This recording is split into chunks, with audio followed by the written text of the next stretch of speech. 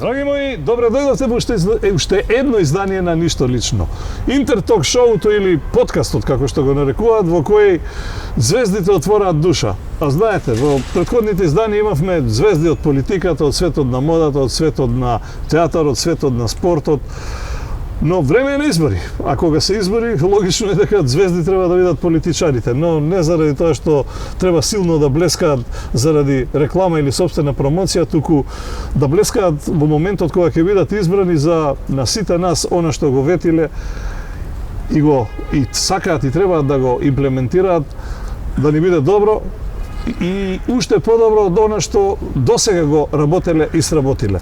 Некои се нови, некои се стари, некои веќе биле во политиката, некои допрва ќе бидат на функции, а еден од оние луѓе кои е наш гостин е човекот кој по професија е всушност академски граѓанин или професор на Машинскиот факултет, редовен професор на Машинскиот факултет во Скопје.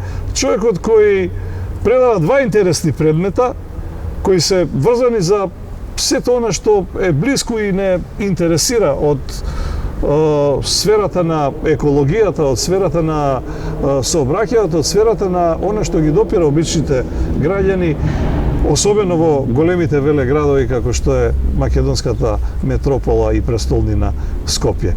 Човекот кој во оваа кандидатура е всушност првиот човек или носител на листата на владеачката ВМРО-ДПМН за кандидат во кандидатурата за градоначалник на град Скопје на кандидатот Орце Ѓоргиевски. Денес имам особена чест и задоволство да го представам и да разговараме за актуелните големи проблеми, но и за неговата личност како лик, професорот Даме Димитровски. Даме, добар ден, добре ни дојде и задоволство е да те имаме за разговор.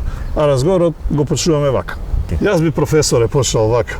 Предавате интересни предмети и еден од тие предмети е всушност оно во кое Скопје се дави последниве, да не речам, не само недели, туку и месеци, а бога ми и години. Сметот, ѓубрето.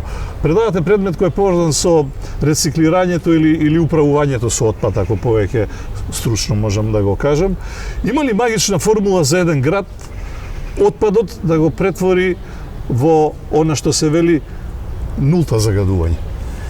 Управување со отпад е една од најинтересните дисциплини во светот во последниве 30, 40, 50 години. Ние малку изгледа заостануваме во делот на политиките кои што сме ги планирале. Треба да се запнеме, нема можеби магична формула, туку има формула со многу работа, со вистински политики, со правите луѓе поставени на право место да стигнеме таму каде што Европа е денеска. Так. На што можеме да се базираме? Да се базираме на неколку основни работи. Прво тоа што најмногу им смета на граѓаните, а тоа е преполни контейнери, неочистени улици, неорганизирано собирање на отпадот. Тоа е повеќе политика отколку што е технологија. Тоа е вистински систем кој што треба да се спроведе. Ние имаме добри колеги во градот Осијек, изборувавме со нив. Осијек е најнаградуваниот град во Хрватска за чистотата на улиците и за депонирање на отпадот. Ги има спроведено правите политики и техники за да управува со отпадот. Ама овие од Загреб и Сплит велат, ама кај нив нема толку туристи, затоа е така. Може да е и тоа, ама овие направиле добар систем, знаат во кој контейнер колку ѓубре се собира, знаат кога треба да го соберат, знаат граѓаните кога треба да фрлат ѓубре, во суштина поставиле систем во кој што сите си го нашле своето место. Мислам дека и во Скопје истата приказка можеме да ја пресликаме на поголемо ниво, секој да си го најде своето место во управувањето со отпадот. Добро, генерално каде е проблемот? Спомнав политиката. Во политиката, во познатите антагонизми помеѓу градоначалничката во заминување и советот на град Скопје, или има нешто и во нас самите како луѓе кои баш и немаме навики да се грижиме за животната средина? Ќе почнам од ова што беше многу актуелно сега. Имаше два големи инциденти кои што се случија поврзани со отпадите во Скопско и со овие пожари кои што се случија од нив.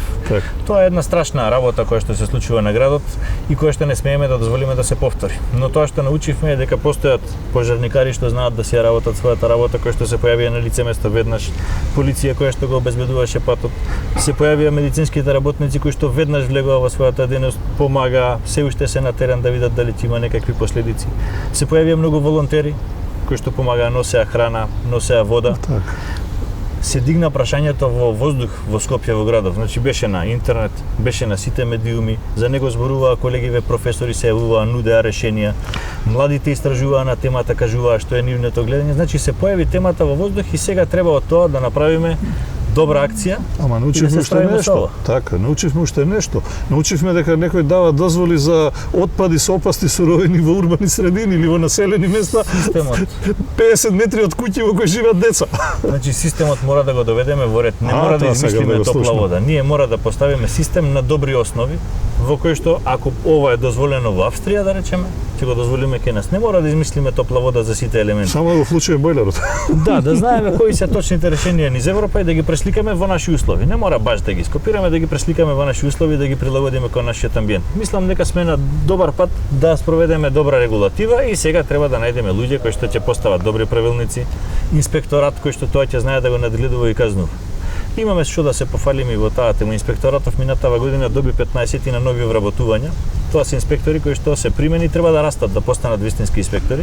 Така што нешто ќе се придвижи. Докажат у кариера се вика тоа. Нешто ќе да научат занаетот, да го фатат занаетот и да влезат во таа дејност. Така, негде случајно прочитав дека, да речеме, еден од најголемите кинески градови, знаеме Кина колкави може да бидат градовите, по 2-30, 50, можеби 50, нема 2-30, 15, 20-30 милиони, направиле систем во кој од давење во отпад сега им недостасува отпад и купуваат и увезуваат.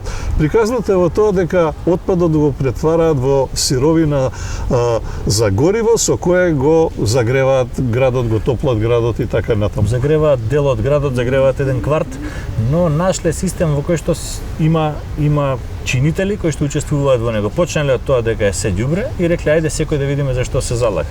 На граѓаните треба да им овозможиме да селектираат. И ние на нашите граѓани треба да им овозможиме дома мешаниот отпад, овие рециклабилни материјали, пластика, хартија, да ги двојат во посебна. А не дека нема контейнери, сме виделе дека има и плави, црвени, жолти, ама кој стигне кај фрла. Не треба да им оставаме сега изговор на граѓаните. Малку и до навиките ќе да иде менталитетот. Треба да направиме и една мотивацијска кампања, еден систем во кој што нема да имаат веќе изговор да кажат нема зашто да не рециклирам. Има контейнери во Трибој, можам да рециклирам. Гледам дека од тој материјал се создаваат нови суровини или од остатокот се добива биогасна депонија, значи мора да поставиме систем во кој што ќе ги поканиме луѓето да влезат. До сега имаше некаков систем поставен, ама немаше покана за луѓето да влезат да видат обврска. А може да го инкорпорираме и во школството, каде што децата од мали ќе знаат дека црвеното е зова, синото е зона, жолтото е зова. Тоа е најважниот систем. Кога децата ќе знаат да селектираат, после ќе им биде срам и на родителите да не селектираат. Така што мислам дека во младите категории најлесно поминува едукацијата за целото семејство. Преку нив е вратата за успешни кампањи. Така.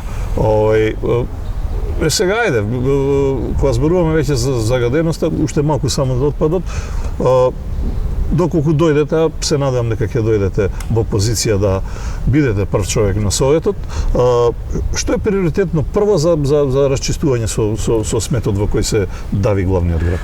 Би било добро да можем на оваа реченица да одговорам со еден став, ама ќе кажем неколку. Приоритетно е градот да се очисти, приоритетно е да се постави систем во кој што редовно се собира отпадот, а од друга страна, приоритетно е Дрисла да стане центар за управување со отпад, да не биде само депонија, тоа да биде центар во кој што се контролира квалитетот на воздухот, се контролира целосно кој е квалитетот на излезните води, се мерат гасовите околу депонијата, точно се депонира по правила, значи да имаме систем во кој што е поставен ред. И понатаму над овој темелен систем да поставуваме нови вредности. Рециклирање, можност за кабаст отпад да собираме, да не ни се случува да фрламе мебел до контейнер, да се справиме со големиот проблем на градежен шут. Сега ако излеземе од Скопје, на секој ќошенце има некој некаде историл градежен шут или смет. Скопје градилиште, затоа. Тоа не е огромен проект, но треба да го спроведеме. Да му дадеме од тоа суровина, како што викате вие, тоа да стане суровина за патеки во Дрисла, суровина за други патеки низ парковите во Скопје, значи да направиме еден систем во кој што има ред и да го надградуваме до некоја идна цел, Љубљана, Виена или слично. Цело време зборуваме за систем. Системот го поставува веројатно власта, го контролира власта, а треба да го испроведува власта, ама и граѓаните. 4 години доволни ли се за систем да се изгради и да се остави и постави? Ние сакаме да направиме систем во кој што ќе има отчетност, Систем кој ќе биде транспарентен и кој ќе го поставиме заедно со граѓаните. Да ги отвориме политиките, да бидеме изложени на критика, да им дозволиме тие да дадат свој влез и заедно да донесеме едно решение кое ќе биде ова е системот во кој што сакаме да работиме. И потоа ќе имаме, не мора да не контролира инспекторатот. И граѓаните ќе не контролираат, инспекторатот ќе не контролира. Кога се е транспарентно, ќе имаме повеќе контрола во системот, ќе имаме повеќе корективни фактори и системот ќе работи. Добро, градската власт е малку потешка за контролирање. Нема механизми, не можеш да смениш градоначалник. Па, мислам дека и натаму се движеше законот, дека и тоа мора да го смениме. Ако сме поставиле систем checks and balances во кој што секој може да биде сменет, секој може да биде проверен што работи, и тука треба да си поставиме критериуми кој кога ќе биде сменет ако не си ја врши својата работа. Така. Кога сме кај загадувањето, да финишираме со оваа тема, не само отпадот, можеби загадувањето на воздухот е дел и последица од отпадот, ама последици од некои други работи. Цело време Скопје мириса на изгорено, на запалено, на пластика, а никој не знае од каде е тоа. Ајде сега со пожарите знаеме, ама не е само сега, секоја зима е така. Како има ли начин да се детектираат загадувачите и да тоа се регулира на некој начин, дали со закон, дали со казни, не знам, и таму систем некој да се воспостави. Овде има една добра програма што е направена за тоа. Прво, Скопје не е единствениот град во светот што ги има овој проблем. И други градови го имали истиот проблем, но влегле во борба со загадувањето и влегле јавно и транспарентно.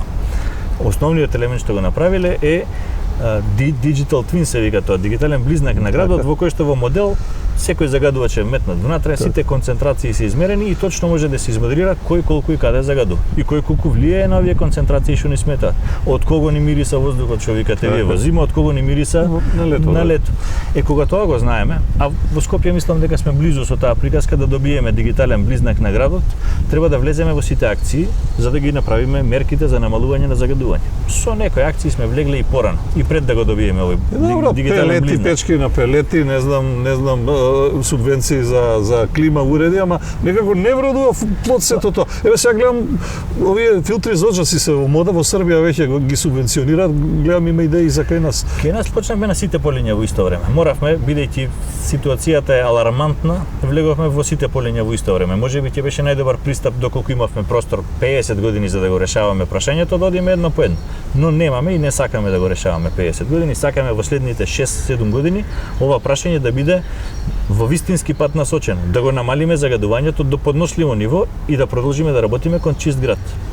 Ќе ме донесене закон за индустријски емисии, со кој што индустријата ќе биде строго контролирана. Ако сега требало да се влезе еднаш на 3 месеци и да се измери што емитуваат, сега ќе имаме мерење 24/7, резултатите директно пресликани на веб страната од Министерството, јавно покажани за да знаеме што се случува од секој оџак на секоја индустрија во градот. Тоа значи дека на цементара клучна врата ќе ставиме ако... Тоа значи дека ќе ги мериме 24/7 што прават и дека ако отстапат од пропишаните граници, ќе си добијат казниште.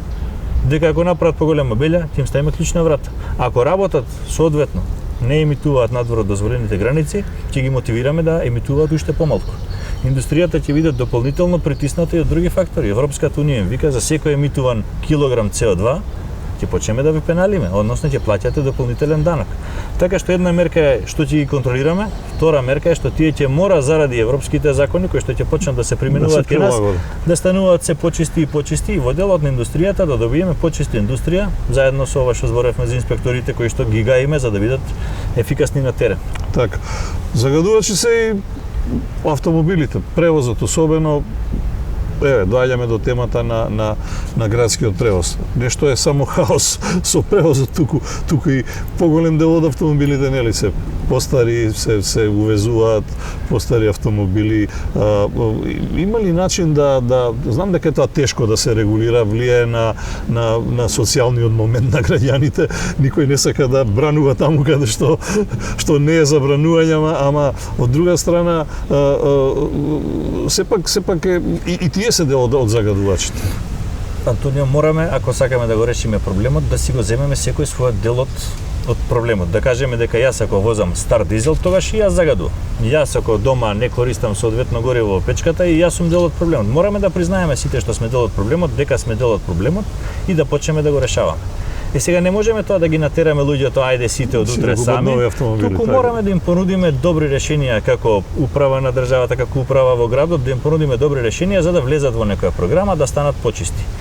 Државата ќе влезе најпрво во проектот државата не загадува, да води со пример како се решава проблемот. Граѓаните треба да се уверат дека овие зелени опции постојат, не се прескапи и ако се користат, ќе има помало загадување во градот. Тоа значи јавен превоз на струја, на не знам некое друго значи гориво, дека метан, не знам прво државата или градот ќе влезе во акција сите јавни институции што се во градот да ги направи без емисија во следниот мандат. Значи да нема чадни честички или цврсти честички од јавните институции никаде. Оџаците да бидат скоро чисти.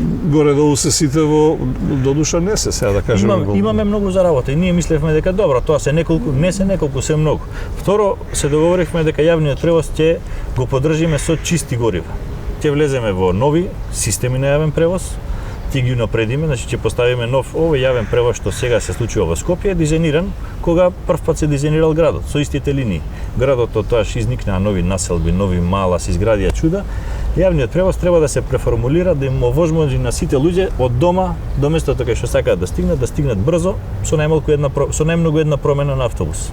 Так. Треба да им овозможиме тој да биде чист, да биде безбеден и да биде нешто на што можат да се потпрат. Ако пишува 12:15 стига мојот автобус, во 12:15 да стигне. Тогаш луѓето ќе имаат мотив да влезат и да го користат. Па ќе има малку помалку возила на улиците и кога овој јавен превоз ќе биде зелен, сигурен и безбеден, можеме да очекуваме дека и други ќе се вклучат во оваа акција. Дополнително ќе им дадеме повластици на овие што многу возат, на таксистите, на дистрибутерите да преминат кон зелени технологии. Тие што возат со сати во градот, не секако луѓето до работа и назад. Така што има повеќе политики во кои што може да помогне. Дополнително на тоа сакаме да развиеме и град во кој што луѓето можат да се движат без овој стандарден превоз, да расшириме велопатеки, значи да направиме нова мрежа на велопатеки кои што ќе бидат поврзани, не да има спорадично има, па нема, па има, па не е безбедно, туку поврзана велопатека за граѓаните да може по неа да стигнат до работното место или да комбинираат велосипед со јавниот превоз, или со велосипедот во јавен превоз, или добро организиран сигурен паркинг за велосипеди на станицата во која што сакаме да се смениме. Мора тука да прашам за едно нешто кој овие ги викаат камикази на тротинети. Повеќе европски земји почнаа да ги забрануваат. Има ли регулатива и за нив? Повеќе заради сигурноста, колку се разбира, не загадуваат, ама Ќе го врзам ова прашање со безбедноста на сообраќајот кај нас. Ни се случува во Скопје да имаме жртви на сообраќајот на места на кои што не би требало, на места на кои што има некаква инфраструктура поврзана со безбедноста на сообраќајот. Тоа не смее да ни се случува. Мора да поставиме стратегија во која што ќе кажеме сакаме 0 жртви од сообраќајот во Скопје. Дали е возможно? Возможно е. Хелсинки, единствен град кој пред еден месец најави дека првпат во својата историја немал жртви во сообраќајот. Тоа е добра цел кон која што може да одиме. И во таа насока треба да видиме ако овие скутери, тротинети електрични се нешто што представува опасност, да им дадеме патека, со велосипедистите заедно, да им дадеме патека на кој што можат сигурно да управуваат. Граѓаните се жалат, а овие се жалат пак дека немаат каде да возат. И возат или на улици или на тротоар кај што загрозуваат пешаци или се загрозени од автомобили. Се знае дека кај нас се приоритетни групи оние кои што се најранливи и ние секогаш како општество мора да се грижиме за децата, за возрастните, за оние кои што имаат ограничена мобилност и тие да ни бидат приоритетни да им обезбедиме патека за движење сигурно. Следно по нив ќе бидат овие скутерџи, мислам електрични тротинети, велосипеди кои што треба да добијат одвоена лента од вистинскиот сообраќај, да му дадеме права лента на јавниот сообраќај, а да го пуштиме сообраќајот со автомобили во остатокот од лентите по булеварите низ Скопје. Така.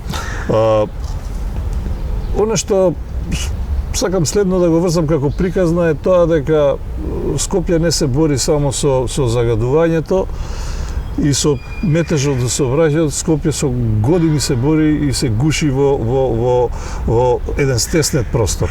Урбаната мафија царува со години и никако тоа да се регулира. Никнуваат нови згради, нови куќи, нови со дозволи или без дозволи, легално или нелегално, не навлегувам, дури и тоа што е легално.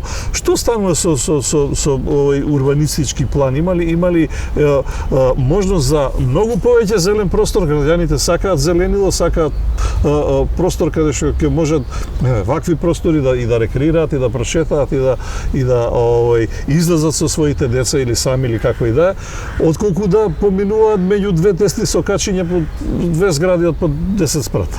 Да, ни се случува на многу места во градот да имаме булевар од 20 метри во кој што пешаците имаате 2 по 1 метро, а и тоа па позафатено со фрижидер за сладолед, паркиран мотоцикл или не знам што. Идејата е дека секој јавен простор кој што се отворил во Скопје, понатаму си нашло своја намена. Дури и овие мали скверчиња, паркчиња кои што се појавија во центарот на Скопје се наполнија во сабајлето со пензионери, во средниот дел на денот со мајки со деца кои што шетаат, во вечерниот ден со млади луѓе кои што тука прават нови форми на култура, свират, се забавуваат, сликаат. Треба да им отвориме повеќе места на скопјани во кои што ќе можат да го живеат Скопје. Скопје не е само становите во кои што живееме внатре, за кои што ќе платиме. Јавниот простор е она кој што треба да им го овозможи. Луѓето живеат и надвор и дома. Треба да ослободиме повеќе место за нив во градот, но и треба да им изградиме нови слободни простори. Има добри идеи и добри проекти во програмата за кои што може да зборуваме. Има 50 на нови паркови во секое мало во Скопје. Така, зелени површини. И одржување на таковните. Ајде погледнете ги зелените површини. Да се свртиме позади нас, тревка нема. Ќе кажам дека некои навики што ги имавме 40 години како систем се упропастуваат. Ние знаевме дека до 90-тите години можеби секоја зелена површина се наводнуваше. Секоја ваква жардинјера се садеше со цвеќе. Се знаеше во колку сат точно се прва отпад. Секоја улица цистерна поминуваше навечер или наутро. Треба да видиме зашто 40 години во системот овие навики се распаѓа. И треба да си ја преземеме својата одговорност и да работиме на системот. Ако поставиме нови паркови, а сакаме да поставиме 2 нови паркови со урбана опрема, со велосипедска патека покрај Лепенец и Серава, кои што ќе ни отворат уште еден фронт за занимавање на Скопска Црна Гора, кои што на тие населби ќе им дадат инфраструктура да уживеат во културата, да живеат со рекреативен спорт. Треба и да ги одржуваме. Истото треба да го правиме и во Скопје, и во малата околу Скопје, да им овозможиме на секое мало да си најде јавен простор во кој што ќе создава култура. Па и во секое мало ти текнува дека порано имаше барем по 2-3 малски коша. Па нашиве кошаркари не се создадоа директно во НБА, нашиве кошаркари почнаа да играат на малскиот кош. Ако свртиме камерата, видиме дека па влегува во работнички и нашите пероантиш, браќата Боцевски, сите се создадени од овие малски кошеви и така почнаа приказната кон успехот. Така. Скопје за како му доаѓа 2 години ќе биде или треба да биде европска престолнина на културата. Ама ако погледнеме навечер се угостителски објекти од типот на по некое кафу, не по некое, не мноштво кафулиња и мноштво кафеани, нема Скопје година ниту ноќни клубови, ниту некаков поинаков систем на забава за младите каде што можат нели по полноќните часови да останат да се забавуваат и така натаму. Но културата не е само забава, да забавате можеби еден сегмент од културата.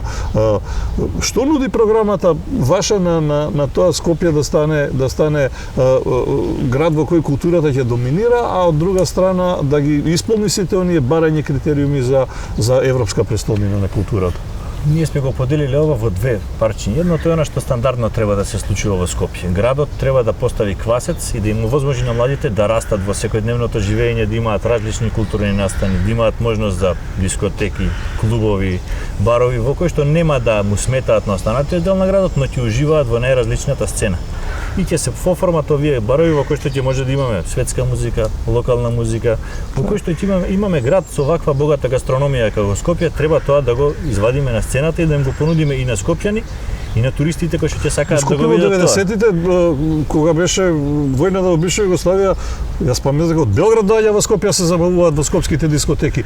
И наеднаш некако со текот на времето тоа полека почна се помалку да за жал после кочани се згасни секаде речиси па во Скопје особено. Ова лето мора да им понудиме на младите можност да уживаат. Тоа е нивно Скопје, наше Скопје, во ова Скопје ние мора да ги оствариме сите цели и на забава и на култура и на уметност. Треба да направиме амбиент во кој што ќе сакаат звездите да дојдат во Скопје, да не мора ние да отпатуваме во друг град, нека дојдат комшиите од околниве земји кај нас да слушаат светска музика, кај нас да имаме домашни рок бендови. Па сепак МКЦ е бренд во рамките на цел Балкан кој што создава добри брендови, кој што има рок-фест, кој што има здраво млади фестивал, во кој што се случува културата на скопјани, која што е вистински жива. Треба само малку квасец да фрлиме за таа да порасне на вистинското ниво. Така, кога сме веќе кај сите овие сегменти. Прашам малку и приватно. Ништо лично е овој подкастот, ама ја имам и по некој лично прашање. Сте растеле во едно поинак во Скопје, сега веќе во некакви позрели години живеете. Може да направиме една паралела. Што тогаш имаше, што денес ви недостасува, што нуди ова Скопје, што на вашето детство му мањкаше, што... Да, кога се враќаме во овие години, прво сакам да ти кажем дека првата плоча што сум ја добил како млад скопјанец беше во 1990 Оган под звездите од Меморија. Претходно ги слушав плочите од моите родители дома, Били, Престон, Бони и слично, но на оваа плочата имам тебе како слика, како дел од Меморија, мислам дека беше тапанарната. Не знам дали власта знае или слуша, ама ако не, мислам, ќе ми биде особено задоволство да го слушне. Памтам дека тоа беше време во кое што исто така зборувавме за музика, слушавме музика, исто како овие денеска млади, имавме свои фаворити во музиката, знаевме со што се бавиме. Во тоа Скопје јас сум бил млад и се ми бил убаво, дури било ми на слика како што има по старите генерации Старо Скопје, јас имам Старо Скопје од моето време, со моите дискотеки, со паркот и слично. Јас најубавото време сум го поминал во градски парк. Тоа е најубавото место во градот и треба да му дозволиме да остане такво да и живее, така и за следните генерации. Но можем да кажам дека низ Скопје има што да се нуди во чаршијата. И памтам сите шетања по чаршија, добри кебапчиња нели низ чаршија. Памтам малски кошеви од наше на нивно мало, ќе им одиме на кош па ќе ни дојдат. Памтам малски свирки, памтам подруми во кои што ние сме свиреле, памтам клубови во кои што имаше аматерски добри свирки, кај што се создаваа бендовите. Памтам одење од мало во мало да ги слушаме само кој е добар свирач, па да видиме дали можеме да му украдеме некое трикче. Кај што имаше добра дружба помеѓу луѓето. Или лизгалиште и отворен базен и така натаму. Добро, лизгалиште имаме и сега, може би не во тој обем, ама како и да е, кажи ми даме, сосема приватно, имаш и време за ајде се турбо период на предизборна кампања, во нормални услови, имаше време за себе и за семејството и како успеваш да заштитиш фамилијата од даме политичарот, приближувајќи се како даме сопруг од родителот и така натаму. Јас во оваа борба сум влезен за сите деца како да се мои. Значи јас влегувам во борбава да имаме почист воздух во Скопје, повеќе терени за кошарка, затоа што и на моите деца им треба тоа. Така што истиот човек сум се борам за моите деца, исто како што сакам да се борам за другите деца. Сега кога одам на тренинг и гледам како два клуба се такмичат, потајно си навивам за клубов во кој што играат моите деца, ама се радувам дека се случува добра утакмица, фер однос меѓу децата. Така што генерално сметам дека ова е наша средина и нашите деца повеќе имаат влијание од средината во која што живеат отколку од нас. И затоа мора да им изградиме здрава средина, со здрави навики, со здрави комшии, со добра инфраструктура во која што тие ќе се изградат во големи луѓе и ќе кажуваат за нашето Скопје во светот. Имаш ли време за музика, да не ја спомнам, за да слушаш музика или се помалку? Се помалку имам, но сакам да си купуваш ли плоча? Спомнам првата плоча. Купуваш ли денес плоча? Одамна не сум купил плоча. Целото слушање музика ми се сведе на музика од интернет. Знаеме од време на време да си посвириме со другарите, но тоа станува се поретко и поретко, повеќе е слушање музика од интернет. Кога сме кај оние други занимации што би рекле, те бива ли во кујната? Знаеш ли да влезеш да сготвиш некој? Тоа е посебен кеф со кој што сакам да се бавам, но мојот простор во кујната се базира на еднаш месечно, еднаш на 2 месеци. Стварно сакам да се посветам таму 2-3 сати да направам неред во кујната, во кој што после ќе требаат уште 2-3 сати за него да го расчисти. Не се само спржени јајца, него стева карапанџа. Сакам некој да се посветам на една добра турлитава или на некое традиционално јадење, да се повежбам во овие јадења што ни останале наследство од бабите, од татковците, да повежбаме во таа техника малку. Така. Сосема за крај го превршуваме разговорот. Доколку успеете да ги добиете локалните избори, да бидеш прв човек на Советот, има ли формула како да се одржува коалицијата, па и оние кои ќе бидат во опозиција, за да се создаде добра атмосфера? Здрава опозиција е добро, ама здрава опозиција знае здрави кочници да Впрочем, бидовме во последниве 4 години, што се случуваше. Ја сега доаѓаме од академската средина и на нас ни личи дека широка дебата, голема дискусија, па дури и критика е нешто корисно за Советот. И мислам дека треба да отвориме не само за советниците да зборуваат и да критикуваат, туку и јавноста да биде таму, да дава своји предлози, да дава критики, сепак носиме одлуки од кои што зависи иднината на Скопје, не иднината на овие 45 луѓе што ќе седат во градот. Така што сум поборник на широка дебата, на многу зборување, на стигнување до вистинските решенија и потоа силен притисок за имплементација на решенијата врз градоначалникот или врз локалните градоначалници. Дошло до позиција или позиција? Кој да се, тој систем е за нас сите и мораме заедно со граѓаните да влеземе во битката и со граѓаните да бидеме тие што ќе правиме притисок врз институциите да ни ја спроведат програмата што ќе ја ветат сега. Така. Јас ти посакувам многу среќа, се надевам дека она што сте го замислиле ќе го реализирате доколку ја освоите власта, веројатно ќе освоите барем според овие анкети како стојат работите и посакувам ако се видиме во следна прилика, се видиме во едно поубаво, почисто, поздраво, како се вели, со полни гради да можеме да го дишеме Скопје, ама и да го доживуваме и на економски, и на културен, и на еколошки, и на секој план. Задоволство ми беше што беше гостин во Ништо лично и верувам дека се она што лично го имаш како идеја и заедно со сето она што е во програмата вметнато дека ќе биде барем поголемиот дел имплементиран. Ти благодарам. Благодарам. А вие, драги мои, слушнавте што ветуваат првите луѓе, првиот човек на Советот е она што велат првиот човек до царот, до градоначалникот.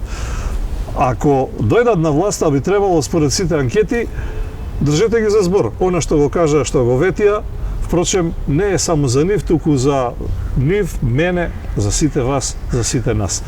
Ако бевме интересни, драго ми е што го задржавме вашето внимание. Ако не, се надевам дека ќе бидеме уште поинтересни во следното издание, но верувајте, ова не го правиме за да го забавуваме народот, туку да покажеме дека има и поинакви размислувања, и поинакви идеи, и поинаков начин на работа од она што досега е работено и сработено во изминативе 4 години. Драги мои, се гледаме за 7 дена во следното издание на Ништо лично, а знаете, како и секогаш, никаде на друго место нема да слушнете ништо слично, како овде во Ништо лично. Ве поздравува вашиот домаќин Антонио Димитриевски. Бидете така.